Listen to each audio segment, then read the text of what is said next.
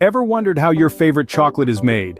It's not as simple as melting down some cocoa beans and adding sugar. No, the process of creating the chocolate we love and crave is a fascinating journey of transformation.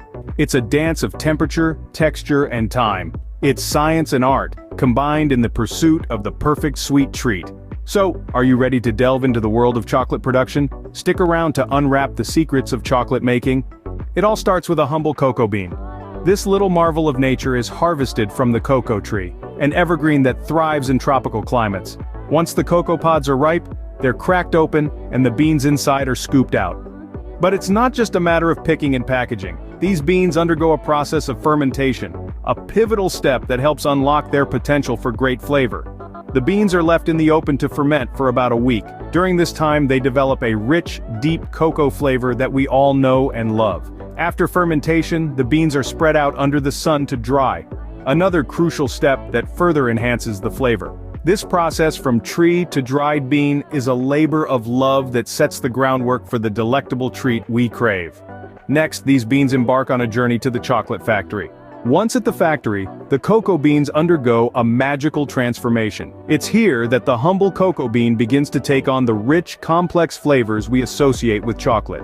The first step in this transformation is roasting. The beans are loaded into large, rotating roasters where they're exposed to high temperatures. It's during this roasting process that the beans develop their signature chocolate flavor. You see, roasting causes chemical reactions within the beans, unlocking the deep aromatic flavors hidden within.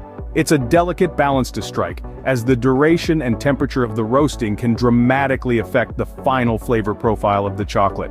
Once the beans have been perfectly roasted, it's time for the next step, cracking and winnowing. This process separates the outer shell of the cocoa bean from the precious nibs inside. The beans are cracked open and a machine called a winnower removes the shell, leaving only the nibs. These nibs are the heart of the cocoa bean, packed with all the potential for delicious chocolate.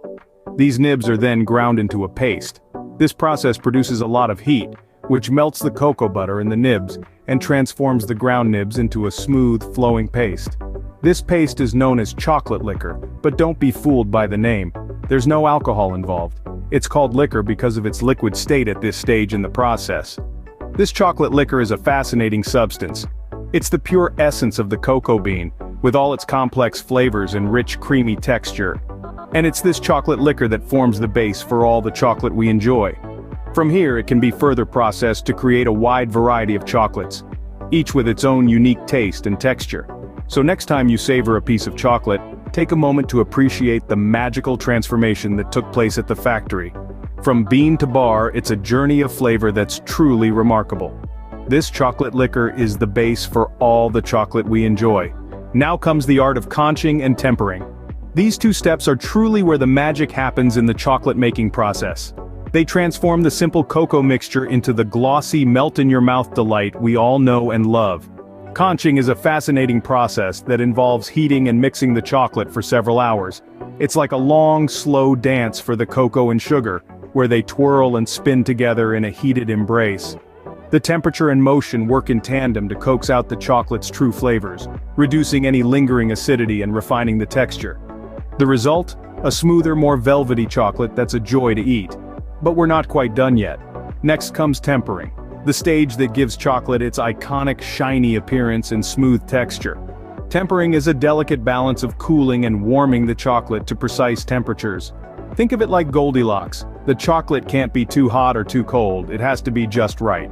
When done correctly, tempering encourages the cocoa butter in the chocolate to harden into a specific crystalline pattern. This gives the chocolate a beautiful gloss and a satisfying snap when you break it apart. More importantly, it ensures that the chocolate melts perfectly on your tongue, releasing its full symphony of flavors. And here's a fun fact. Did you know that the word temper comes from the Latin temperare, which means to moderate or keep within limits? That's exactly what we're doing here, moderating the chocolate's temperature to keep it within very specific limits. Both conching and tempering require a careful hand and a keen eye. They truly are an art form, a dance of temperatures and textures that brings out the best in the chocolate. They transform simple ingredients into a delicacy that's been enjoyed for centuries, from the palaces of ancient kings to our very own kitchen tables. After conching and tempering, the chocolate is ready to be molded, but that's a story for another time. For now, let's just savor the magic of conching and tempering, the heart and soul of the chocolate-making process. The final step in the chocolate-making process is molding and cooling. This is the moment when our silky, tempered chocolate transforms into the familiar forms we all know and love. It's like magic, but it's really just the science of temperature and time at play. Imagine a waterfall of molten chocolate cascading into a variety of molds. Each mold is unique, whether it's designed to create a classic chocolate bar, a decadent truffle, or even a chocolate-covered delight. The chocolate obediently fills each crevice, taking on the shape of its temporary home. Once the molds are filled, they're whisked away to a cooling tunnel. This is where the magic really happens. As the chocolate cools and hardens, it contracts, making it easier to pop out of the mold. The cooling process needs to be just right. Too fast and the chocolate can become dull, too slow, and it might not set correctly. It's a delicate dance that requires patience and precision. After a little time, the chocolate is ready to be released from its mold. With a gentle tap, the chocolate breaks free, revealing its final shape. It's a satisfying sight, watching these newly formed chocolate treats emerge, shiny and perfect. And there you have it, the journey of a cocoa bean to your favorite chocolate treat. So, that's the sweet journey of chocolate. From the humble beginnings as a cocoa bean plucked from its pod, through the transformative magic in the factory, where it's ground, roasted, and conched into a velvety mixture.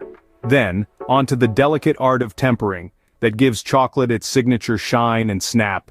And finally, the molding and cooling, where it takes the form we all know and love. Next time you bite into a piece of chocolate, remember the complex process that brought it to your hands.